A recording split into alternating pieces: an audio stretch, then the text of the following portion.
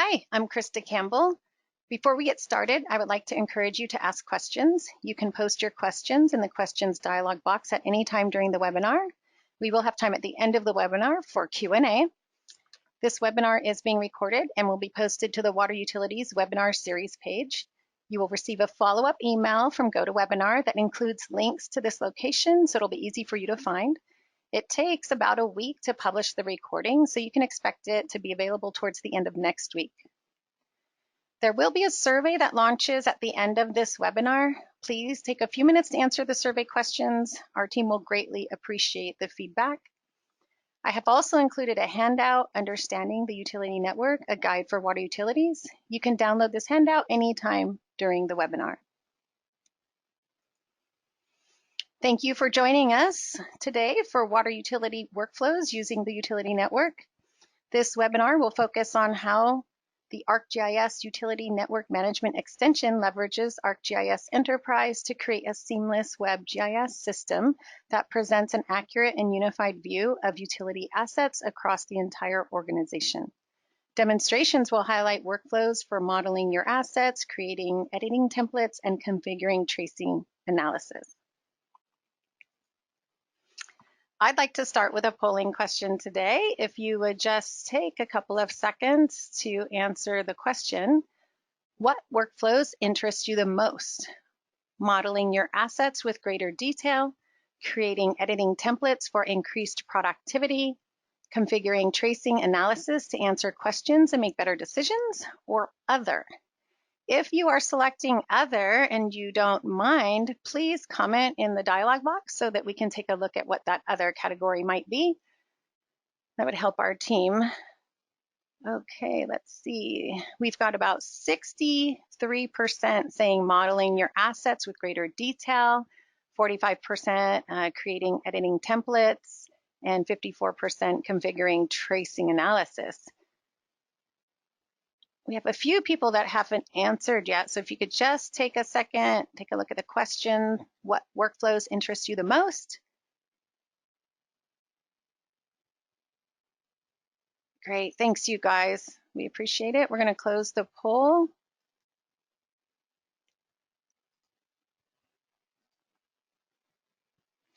If you attended our Utility Network webinar 2 weeks ago, you're going to recognize our presenters, Jason Channon and Matt Groves. Jason is a senior solution engineer specializing in Esri solutions for water, wastewater, and stormwater management. His responsibilities include technical leadership, building and delivering industry-specific applications, maps, and tools. Jason works closely with Esri customers and partners to assess individual agencies' needs and ensure their success using the ArcGIS platform. Matt has been with Esri for 6 years. Previous to being a solution engineer, Matt was a course author for Esri's Training Services Department, where he authored courses focusing on the water utility industry, mobile GIS, and the utility network. Before his time at Esri, Matt worked for 10 years at a large engineering and architecture firm, applying GIS to support a variety of environmental projects. Welcome back, Jason and Matt.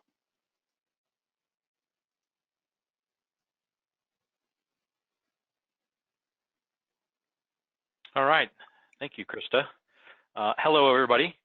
Thank you for joining us for part 2 of our webinar series. We're going to be focusing on some workflows using the utility network today. For those of you who maybe weren't on the first series webinar, I wanted to just kind of quickly recap a few of the things that we talked about. Really, when we're talking about the utility network, we're talking about capability that is enabled through the ArcGIS Utility Network Management extension. And this is an extension to ArcGIS Enterprise. It was first available at version 10.6. Now we're in our current version of 10.7.1. So anybody that's looking to get started with the utility network, we would highly encourage that you start with the most current version. There's a lot of capabilities that have been added since version 10.6, and that we really recommend you get started in more of a development environment and then work with the utility and migrate into your production at a later time. So one of the reasons that Esri built this new technology is to really help utilities to build more complexity into modeling their utility networks.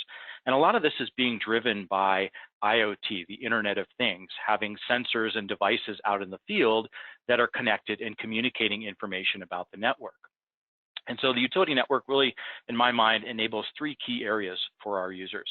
The first is advanced network modeling, being able to model those devices and sensors that are actually communicating, and being able to really get down to a fine level of detail in terms of the assets that are maintained in GIS. The second is better visualization and embedded analytical capabilities. And this really allows utilities to have a better operational picture of what's going on, understanding in real time network behavior and things that are happening within the network. And then lastly is pervasive access, being able to provide access to not only the network information, but also network capabilities across the entire ArcGIS platform. And this is really different from our previous approach of modeling information in the geometric network, which was really more of a database client-centric approach. The utility network fully embraces WebGIS and allows anybody within the organization to be able to access that rich information through the utility network. And all of this is really providing a foundation for organizations to modernize their utility infrastructure. When we talk about modeling the complete network for water, wastewater, and stormwater, really that's our distribution systems, our collection systems, and our conveyance systems. And one of the key things is that we're able to now model what we call network controllers. So these are devices within the system that actually control the flow of resources through pipes. And so we can set up what we call terminal configurations on those devices, and that actually determines the resource flow through that particular pipe. We also have the ability to now model better connectivity. Previously, with the geometric network, we had to enforce coincident geometry in order for features to be connected. And that's no longer the case with the utility network. We can actually model connectivity through what we call associations. And we'll get into a little bit more of that as we go on. We also now can model what we call containment, and this allows us to go inside of complex structures like a pump station or a PRV assembly and actually model all of the individual assets and devices that participate in that, whether it's the fittings and the pipes, the pumps, the flow valves, all of those particular features that are inside of those complex structures. We can model all of that now with the utility network. And all of this is available for electric, gas, and water. And within water, we're talking about water, wastewater, and stormwater. And this is really made possible through what we call asset packages. And it's those asset packages that get applied to the utility network that make it behave like a real-world resource network. I want to talk a little bit now about some of the rules that are available through the utility network that help us manage some of that connectivity. So there's a couple different types of rules that I'm going to talk about. One is the connectivity rules and another is the containment. So with connectivity rules, one of the simplest ones is just what we call an edge to junction rule. This enables you to model things like water distribution lines and their connectivity to devices like valves.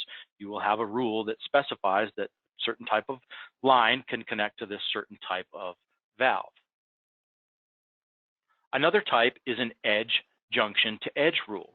So this would enable two pipe types of different types to be able to connect through a fitting, right? This would be a junction. So in this case, you have a distribution line that you're connecting to a service line through a fitting. In this case, that would likely be a tap that enabled that service line to connect directly to the distribution line.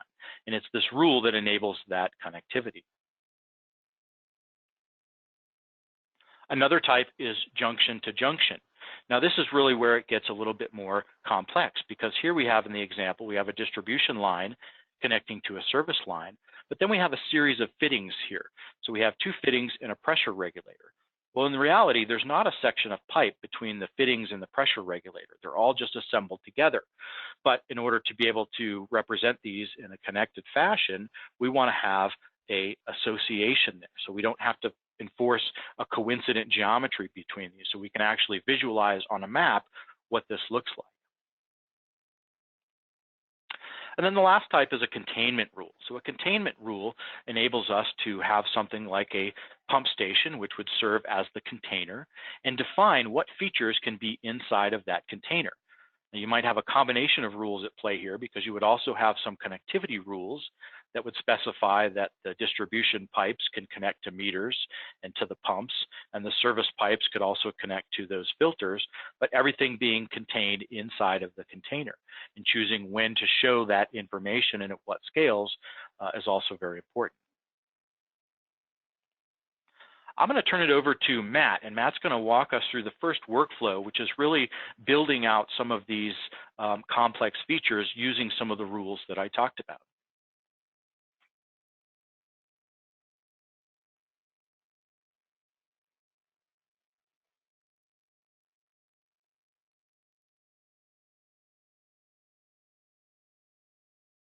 All right, thanks, Jason, and hello, everybody.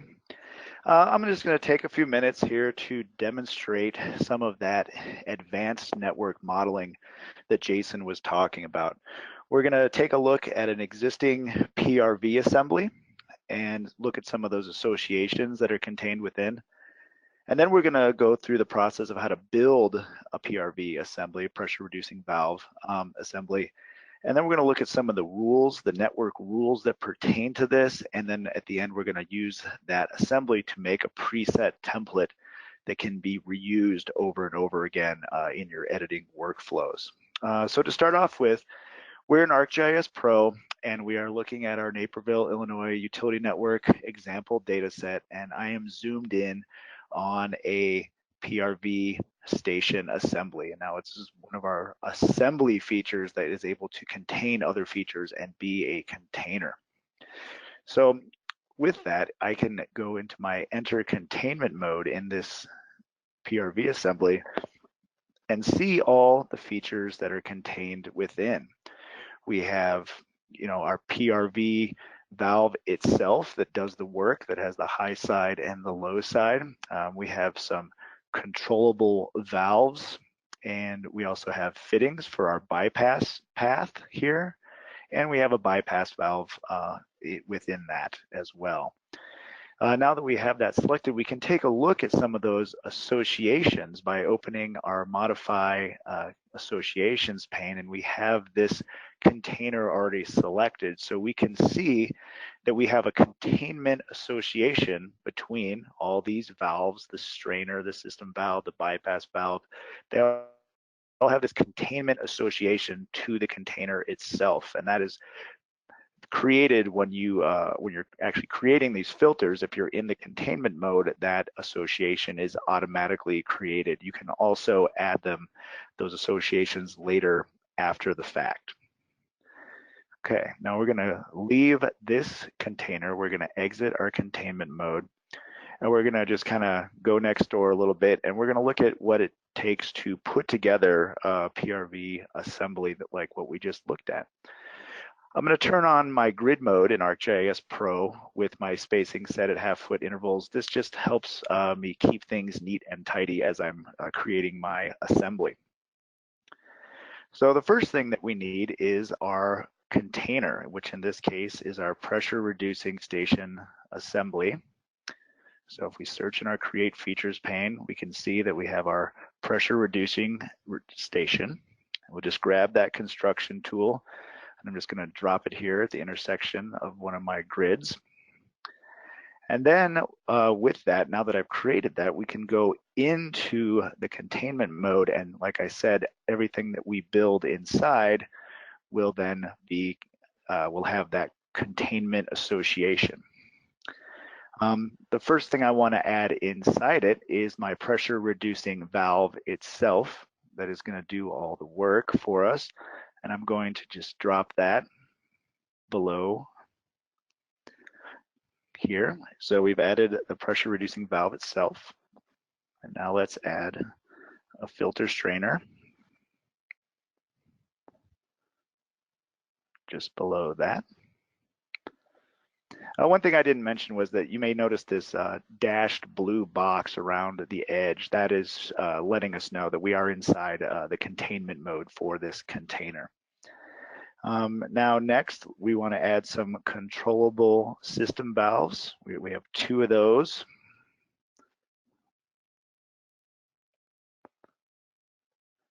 And we're going to grab those from our feature templates. Here we have this one. We're going to drop one to the north.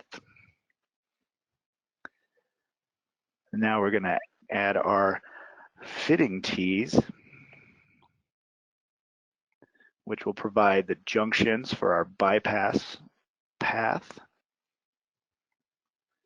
Drop one to the north, one to the south. And then the last thing we're going to add is our bypass valve. Get that from our water device controller group and drop that in right here. Oh, and there we go. And Pro has decided to crash on us. So one moment while we restart that. I'm sure that hasn't happened to anyone, Matt. No, this is the first time. Just a reminder, if you have questions, please enter them in the questions dialog box. We do have a special guest joining us. We have Remy Myers from our product team. He's a product manager, and he's going to help us with your questions. So be sure you take advantage of him being here with Matt and Jason. All right, let's see if we're able to save our edits and pick up where we left off. Let's enter our containment mode. Perhaps I chose the wrong feature type when I was trying to add my bypass valve, and that may have caused a problem. So let's go back and open our Create Features pane again. And let's once again look at our controllable valve options.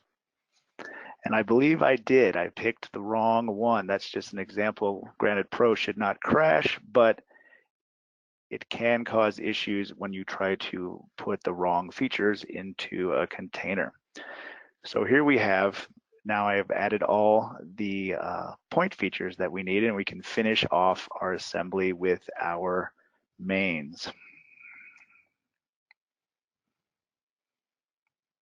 So in this case, we're going to use our distribution mains. And I'm going to add a little bit of extra pipe to the north and the south just for illustration purposes.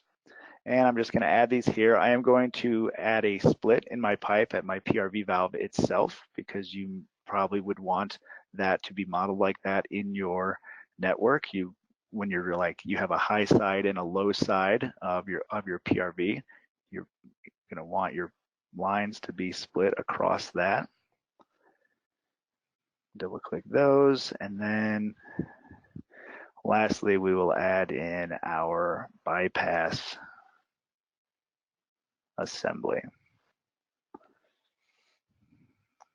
All right. Now we have all these features added into our container. So if we return to our Modify Associations pane, go into our containment mode and select our container again, we will see that again, like I have all those features that I've added or have that association to this container. Okay, now that we've built our PRV assembly, I wanted to take a minute and look at the network rules that are in place that allow me to place all these features within this container. So we go to our water utility network properties, and we go to our network properties pane. I'm going to expand that.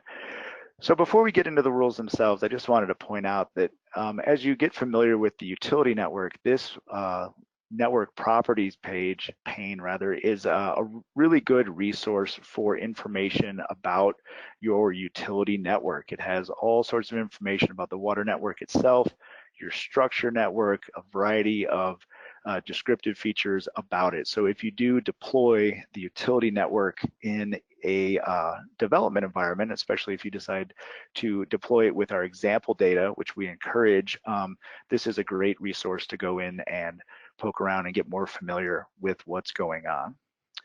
So back to our rules, I expand our rules category here, and we can see some of the things that Jason was talking about in the slides. We have our junction rules, our junction edge, junction edge, and then we have our containment, which is what we're interested in. So this is a list of all the different containment rules, and basically we start off on the left with our container class. This is the container, and then over here the content is the thing that is allowed to go inside the container. So let's scroll down a bit and find our water assembly features, and then specifically our pressure reducing station. Here it is. So we have our pressure reducing station containers. This is what we were working with. And you can see over on the right that we have this water device controllable valve of bypass. This is the bypass valve that I added. If this rule was not there, it would not have allowed me to add that bypass valve. And same with my system valves, which I also added. Same thing. Without this rule, I would have received an error and I would not have been able to add it to the container. You can also see our filter strainer that I added is accounted for here, a variety of other features. We also have our fittings are listed. You can see our fitting T that I added is also listed here. And so if you are editing and you tried to add a feature that did not have a rule allowing for it, you would be given an error and you would be prompted, you would need to go add a rule if it was a legitimate edit. This is a good way, though. It prevents you from adding the wrong types of features, and it's a really good way to keep your data tight. Okay, now shifting gears away from the rules, I want to go in and talk about how we can use this to make a feature template. So what we do is we go from our Create Features pane and go into our Manage Templates pane. And the first thing we need to do is go under our water assemblies and select the pressure reducing station.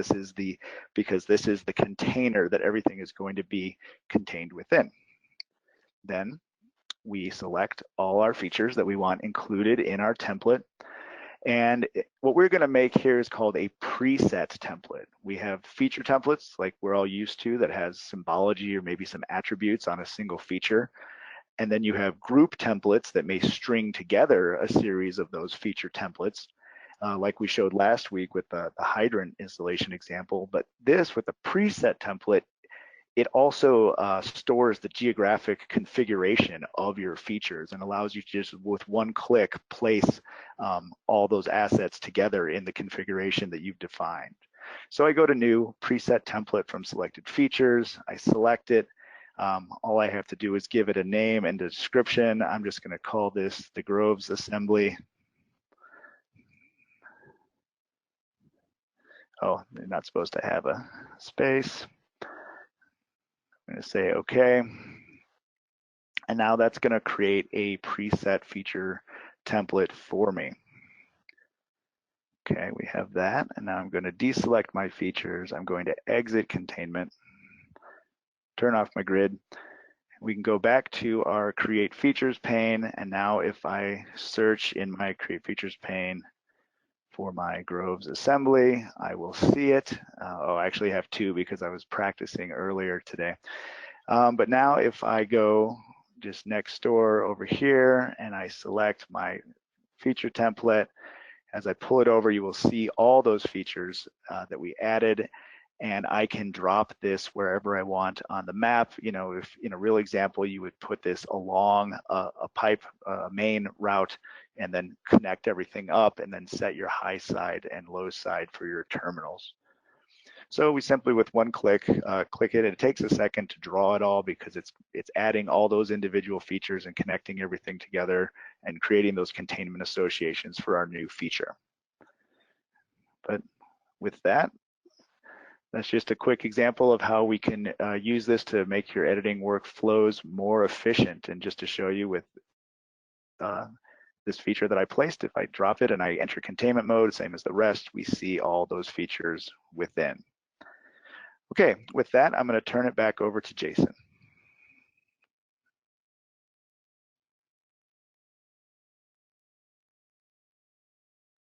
All right, thank you, Matt. So earlier I talked about some of the benefits to the utility network. And one of the main benefits to a utility network is really advanced analytics. And this means that utilities can now start to solve and tackle really complex problems. And this is done largely through what we call the creation of sub-networks. And an example of a sub-network and a challenge that utilities can solve would be understanding water loss through DMAs, a district metered area. Now, this is a sub-geography that's defined by these district meters that have the flow in and out and can keep track of that. And so you can have smaller sub-geographies that you can analyze and start to do things like look at consumption versus the output of that area and understand if there's a discrepancy, there might be some water loss. Another example is reporting asset inventory by sub-network. So for example, taking a pressure zone and understanding within that pressure zone all of the features, all of the assets in that pressure zone. How many linear feet of X type of pipe do we have? How many certain types of valves do we have? How many residential service connections do we have? And looking at maybe the consumption of those service connections to identify demand versus pressure. In this example here in the middle, we're looking at some information that's brought into insights. Another powerful capability is the ability to perform traces. You can do upstream, downstream, or isolating type traces. Now, these are no longer just pre-configured traces that Esri supplies. We actually provide an entire tracing framework. So you can get very sophisticated in your approach to building out traces and telling the software what information you need to have back from the trace. Now, all of this is lending to utilities to better understand and solve some of the major challenges that we see in the water industry. I want to walk through just a couple of the configuration considerations or options around subnetworks. So subnetworks take into account topology. And so there's really two different options here with topology. There's what we call radial type, which considers a single source and has a flow direction from the source down to the customer. This isn't really as common in water because typical water systems have multiple different sources. So in water, a lot of times we'll see a mesh configuration where there's multiple different sources coming in and you have flow from those sources down to the customer. There's also some configuration options around source versus sink. So within the water utility, a water distribution utility, we typically see a source model where we have a source as a tank or a well or something like that with water flowing to the direction from that source down to the customer. In a sewer model, we have what we call the sink model, where you have resource flow coming from the customer going towards the sink, which in this case would be something like a water treatment plant, a sewer treatment plant. And subnetworks work within hierarchical tiers, and this really just applies only to water. Electrical networks would have what's called a partition tier, but within water we have hierarchy. So you might have a tier for your system, that would be your whole distribution system, all of the pipes that would participate in that system. And then you might have sub-tiers for things like pressure. So you might have multiple different pressure zones here with resource flow going from the source down to the customer. And the source in this case might be the PRV, the pressure reducing valve with a terminal configuration. You might have another tier for isolation, or as I mentioned, the DMA tier, where you have several different zones, in this case isolation zones that have isolating valves that might be set up with terminal configurations that can designate certain zones as being able to be isolated. I'm going to turn it back over to Matt, and Matt's going to walk through our second workflow, which is looking at subnetworks. All right, great. Now following what Jason was saying about subnetworks, we're going to demonstrate some of the functionality of these subnetworks and what they can do. So we're back in ArcGIS Pro, and I'm again in my Naperville, Illinois data set. I have zoomed out to see our entire extent of our network, and we can see some subnetworks. And these are subnetworks based on pressure. These are pressure zones. And each different pressure zone is symbolized with a different color. Just inherently, each subnetwork has a variety of summary information that you can use and customize. Like an example here is that we've tallied the total number of hydrants or the total number of service valves or the total number of protective devices. Now these are examples of things that we have in our subnetworks, but you can configure these to display any kind of information about your network or your assets that you would like. Another thing that's very useful about these, especially like a pressure zone, is that you could add consumption data from customers, and then you could start to understand some of the relationships of demand versus pressure in these subnetworks. Now, say you had a situation where you had a subnetwork and you weren't sure where your subnetwork controller was, and you wanted to run a trace to lock in and make sure you had identified all the most likely PRVs that are controlling that.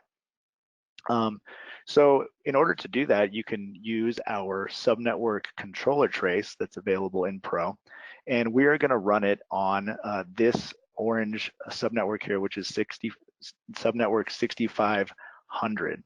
I've already launched the trace tool, and we're going to pick our water domain, and for tier, we're going to pick pressure. Jason was talking about tiers. In this case, this is a pressure zone subnetwork, so pressure is the tier. And we need to drop a trace start location, and excuse me, get rid of those, drop a new one. And with that location, we can run our trace and identify the location of our subnetwork controllers for this subnetwork.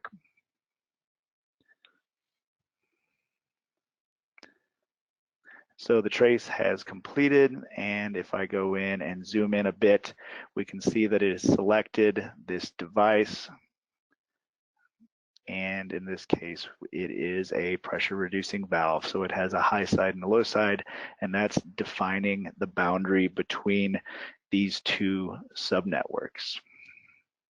So I'm going to clear that and zoom back out a bit to see our subnetwork. And then another thing that we can do is that we can run traces against subnetworks to find additional information about them. Say that we wanted to run a subnetwork trace on a this pressure zone and identify the total length of the distribution mains in it, and also wanted to isolate all the customer meters. Say we wanted to pull those customer meter IDs, sync it up with our customer billing information, and send out notices to everybody in this pressure zone that maybe there was some maintenance activities that were going to happen that were going to affect them. So we can launch our subnetwork trace tool from our toolbar, and you can see here the trace type is defined for us because we launched it from the toolbar. Again, this is the pressure tier. Our subnetwork that we're worried about is 6500, that's this orange one. And now we need to add some configurations that will calculate the length of our lines and select our service connections. So first we're going to add a function that's going to calculate the length of all our mains. And we simply add the add function, and we're going to add up all of our the shape length of all our lines, and that is what we call a network attribute, which has been indexed so that we can use it in this tracing configuration. The last thing that we need to add is an output specification, and this is where we're going to define all our service connections. So we just need to scroll down a bit to our devices and get into service connections. There we go. And residential, that's what we want, is our residential service connections. For this type of trace, we do not need to define a start location because it is just going to run on the entire subnetwork that we have defined there. So we're going to run this, and it's going to go out and it's calculating the length of all our lines, and it's selecting all of our residential service connections. The trace is completed successfully. And if we look at the bottom of our trace results, we can see here that the function has returned a length of all our mains in that area. And then lastly, if we zoom in, we can see that all of our customer service meters have been selected in the trace, and we can easily just export those out and join it up with our billing information and send notices to everybody in this area. Okay, with that, I am going to turn it back over to Jason for discussion on isolation tracing and network diagrams. All right, thank you, Matt. All right, real quick, I just want to talk about some of the additional tracing capabilities. So Matt just showed us subnetwork tracing, but there's also other types of traces that you can configure with the utility network. So some common ones here, we look at a downstream trace. So you can see the big green star here would be the trace location, and doing a downstream trace would go from that location down towards the customer, away from the source. Likewise, with an upstream trace, you would have the starting location here, and it would go back upstream towards a source. And again, those sources could either be sources of water, or they could be things that have terminal configurations on them, and that's all part of the trace configuration when you run that. Matt just did an excellent job of showing us the subnetwork trace, where you have a location and it will go out in all directions to find the sources, which are the subnetwork controllers that define the reach of extent for the resource. And then another type is a connected barrier trace. So in this case, you have a barrier, whether it's a physical flag that you place, or you can actually now start to configure the traces to include certain types of devices that could act as a barrier, and using network categories and things like that to define the trace. In this case, we have, again, the starting point, and it goes out until it hits a particular barrier, and then it can no longer traverse the trace in that particular direction. And then lastly, I want to talk just quickly about diagrams. So one of the capabilities of the utility network is to work side by side with maps and also network diagrams or schematics. So in this simple representation here, you can see that we've got some line work, and then we've got some devices that are all numbered here. We can either select or query out those particular assets, in this case the lines and the devices, and turn those into a network diagram. So you can see on the right-hand side here that we can actually visualize the network diagram as something like a tree. And you can make selections in either the map and have those persist in the diagram, or you can work within the diagram and select things and have that persist over and highlight those selections in the map. So I'm going to turn it over to Matt real quick, and Matt is going to walk us through the next workflow, which is going to be some tracing and network diagrams.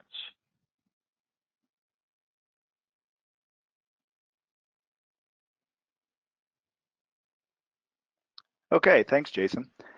Okay, like Jason said, we're going to walk through a tracing example. In this case, we're going to look at a valve isolation trace, and then we're going to look at a network diagram.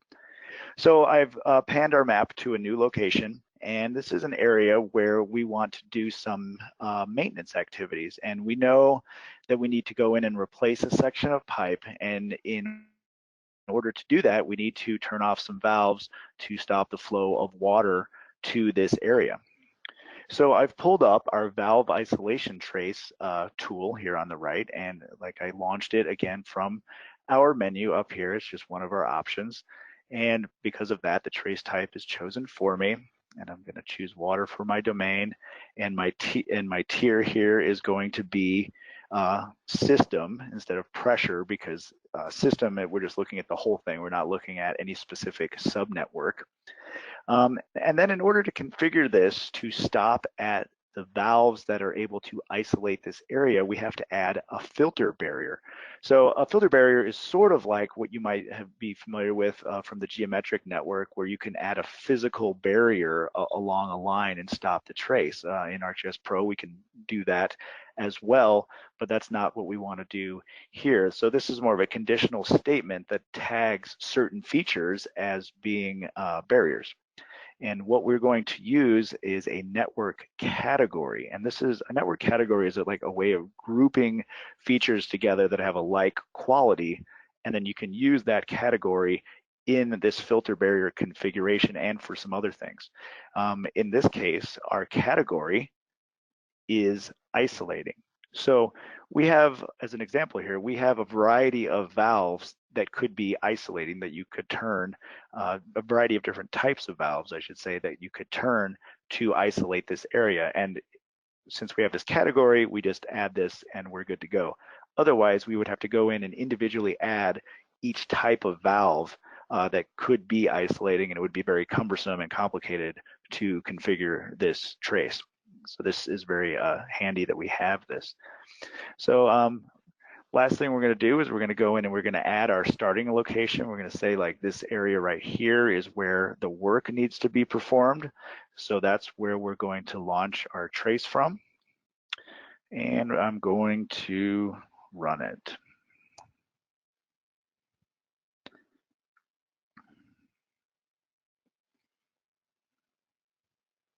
So it's running, it's going out in each direction, and it's finding the valves that I need to turn off to isolate this area. We can see I have 1, 2, 3, 4, 5 valves that I need to close so I can deploy field crews to get working on that. An important thing to notice is that we have this valve on this cul-de-sac here, which is not selected. The trace tool is smart enough to disregard any valves that may be present, but would not actually have any effect on isolating this area. So I'm going to switch gears over to the network diagrams, and say we had, I'm going to remove our trace location just to get that out of the way. So we have this project going on, and say our engineers wanted to look at the pipes and valves and assets on this cul-de-sac a little more closely and see a more schematic view of it.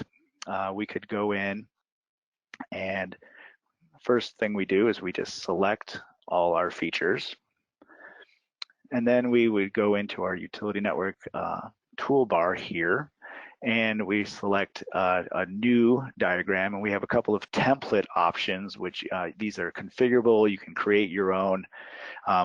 But that is a bit out of the scope of this webinar right now. But so we're just going to use our basic template, and it's going to create a diagram for us. So here it's created a new pane and created a diagram, a very simple diagram that looks very much the same as our map view. First thing I'm going to do is I'm going to make this a vertical tab just so we can see these side by side. We can see they're very similar. Over on the left here, I'm going to click on this dynamic mode so that any selections between my diagram and my map view are pushed back and forth. So just to illustrate this, see, as I selected, I accidentally selected a few features over here on the right that aren't really connected. Or say the engineers took a look at this and said, I didn't pick the right features, they need more. I can simply go in and I can select more features in my map view, and this will be pushed into my diagram view. Now in our diagram view, it also, you may notice that it looks very similar to our map view. You may be saying, well, what's the point of that?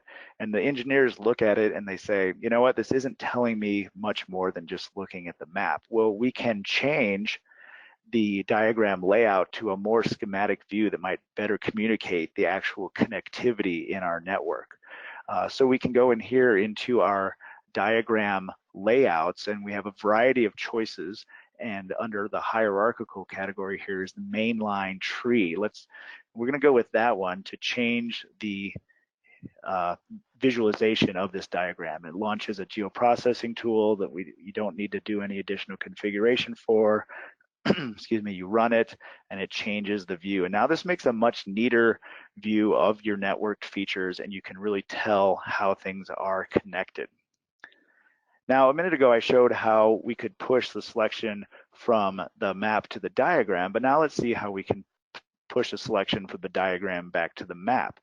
Say that we were working on this and we were interested in these particular features at the end of our network, and we said, well, like, where exactly are these on our map? We can select these, and then we can push apply to maps, select this up here, and this will push that selection back to our map, and it will highlight those features as well as reconfigure our diagram to only be showing those features. So with that, that was a quick overview of the valve isolation trace and network diagrams. And with that, I'm going to push it back to Jason to finish this off. Great, thank you, Matt. Great job on the demos. So just in wrapping up, I know Matt and I have thrown a lot of information out there. Matt showed some really great workflows. Just want to remind everybody that there's lots of help for you as you're getting started with the utility network. Esri has some consulting services packages available to help you with implementation planning, building out proof of concepts. If you want to dig in and learn more about, some of these workflows and how to specifically apply them in your organization, as well as data migration workshops, health checks for getting your information ready to go to the utility network. There's lots of help from Esri available. There's also training available. So Esri has instructor-led training specifically on the utility network. There's a course that will help you stand up the utility network. There's also self-paced web courses and learn tutorials to help you get started with learning ArcGIS Pro if you're just starting that, as well as training seminars for a variety of different topics on ArcGIS, but specifically some on utility network and Pro. There are white papers available. There's one specifically on the water utility network, which I believe Krista shared as a handout in the webinar here. And then there's lots of documentation. So all of the solutions that are part of this, all of the core components for the utility network and Pro are all very well documented. I would encourage you to read the documentation. And then Esri also has a network of business partners, and many of these partners have achieved what we call the Utility Network Management Specialty. So this is a special designation that they've earned from Esri that certifies them as really specialists within the utility network. So if you hire a partner that has a specialty, you can know that they are specialists with the utility network. So with that, also just want to remind everybody that, Esri is here to help you in any way. There's lots of resources. Please continue to put your questions in the box. We'll try to get through as many of them as we can. We're also going to follow up with trying to answer all of those questions. We would love to talk with you and your organization about next steps and your journey to the utility network, as well as provide additional resources. So at this point, I am going to turn it back over to Krista, and we will wrap up and start answering some questions. Thanks, Jason. Okay, it's time for questions. As I mentioned earlier, we do have our special guest, Remy Myers, joining us. So we have Jason, Matt, and Remy that are going to help with your questions. I had several attendees ask about the containers that were demonstrated by Matt, and the questions are really around the size constraints. Are there any? Can you adjust the size? That little blue checkered box around the containment area, is that actually defining the area geographically, or is it just there to let you know you're working in a containment? So Krista, this is Remy. I'll take that question. So the little blue box that you see when you go into containment mode, that's designed on configuration. So when you decide that this device or this area is going to be containment capable, you determine the scale that blue box shows up at. So it's a referential scale. Now, what's really interesting in terms of size, we've done some containers over a substation area. Honestly, I don't know anybody who's done much larger than that, but if it's something, if there's valid use cases, we could certainly test it and get a response back. But what's really interesting is when Matt was in containment mode, as he was adding features, he was also associating those features to the containment.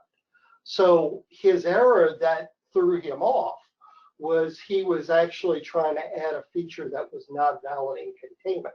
Now, I agree with Matt, it shouldn't have resulted in a crash, but he should have gotten an error that says that this feature is not valid in this containment.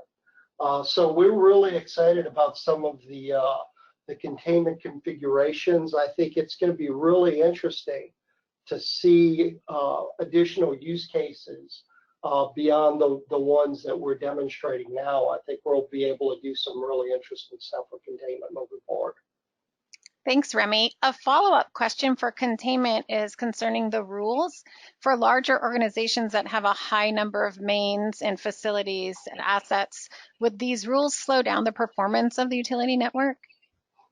No, I can tell you, you can have tens of thousands of rules. Now, what you do want to be careful of is you can easily get in a situation where you're, you could have duplicate rules that could throw back errors. But some of our more complex electrical networks, matter of fact, I'm building one right now for the upcoming GeoConnex where I'm attempting to model through transmission, distribution on the electric side, and even have water infrastructure in it. So some of the more complex networks can get a higher number of rules, but in general, it doesn't impact the performance. Thanks, Remy. Go Just ahead, to add Jason. something there, Krista, sorry. For those of you who maybe weren't on the first webinar, the asset packages that Esri delivers for water, wastewater, stormwater, and then also the electric and gas, all of those have a lot of the rules built in already, so you don't have to build these rules from scratch. Thanks, Jason. Remy, you mentioned GeoConnex. For those of you that are still on the webinar, we are having a water summit that's co-located with GeoConnex. So it's going to be in Atlanta at the same facility that GeoConnex is hosting their conference. If you're not aware of it, you can just Google Esri Water Summit at GeoConnex and get the information. We are going to have one of our presenters present how they're using the utility network hosted in the cloud, so that might be of interest to you. If you have questions, you can reach out to me. Going back to the cloud, we had several questions on the first webinar as well as this one about the utility network being used in ArcGIS Online. Can you guys speak to that? Yeah, Chris, this is Remy. At this time, that's pretty far down the road, and by down the road, at least 2 years away. The challenge is the data structure for the utility network requires a whole new type of geodatabase configuration, and the development team is putting a lot of effort toward getting the utility network in a disconnected environment for runtime. Once the runtime effort gets released and you start seeing those disconnected type utility networks, you could probably start hearing whispers or words of a utility network in ArcGIS Online. It is something that is coming, but it's pretty far down the road, unfortunately. Okay, well, baby steps, right? Another question that we've gotten is about those templates that Matt demonstrated. The templates had a lot of features in them. You were dragging and dropping them over and building out your containment. Are those features included in the template, or will the customers that are using these templates need to configure them themselves? Yeah, I can take this one. Yeah, those feature templates are all included in the water distribution editor map. So this comes from our solution deployment tool. So after you've stood up your utility network, you deploy the editor map project, and all those feature templates will be available there for you. Thanks, Matt. And then the features as far as how they look and which ones you can choose from are there as well? Correct. Yes, thank you, Krista. All the symbology that you saw in my demo will all be there for you to use, as well as those feature templates. Thanks. Another question is around 3D. Does the utility network support 3D? Is there any kind of modeling, 3D features? How's that looking? So this is Remy again. The utility network is Z-enabled. All of the features have Z capability in the geometry, so it is certainly 3D capable. We've done some really interesting demos, and I think one of the more interesting one was a water network underground on a web app. So we've got a few things that are coming. I think something that's really exciting is I'm working with some of my partners in the engineering community and starting to explore integrating utility network with 3D objects such as BIM, building information models, or working with architecture in terms of integrating the different utilities in a 3D landscape. So it's certainly efforts that the Esri development team is working on. I think it'll be really exciting as they get more fleshed out, but you could build 3D objects right now in your utility network. Thanks, Remy. A couple of other attendees are commenting that they're not using the utility network. They'd like to, but at this point, how would they prepare to move into the utility network? What are things that they can do? So I can take that one, Krista. I would recommend one of the first things is to read the white paper. So there's a section in there that outlines really what utilities need to be thinking about now in order to prepare for the utility network. A big part of that is data readiness.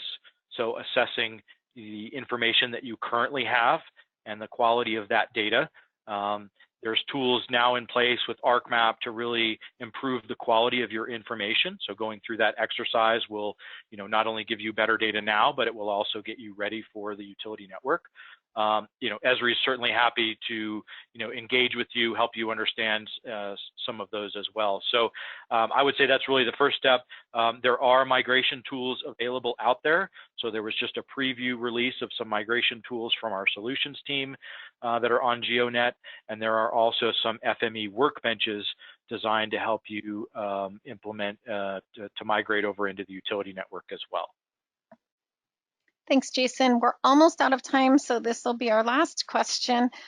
Going back to the schematics and diagram views that Matt was showing, are there ways to add additional detail to those views, like distance, and are they able to be exported out to an image like a PDF or JPEG?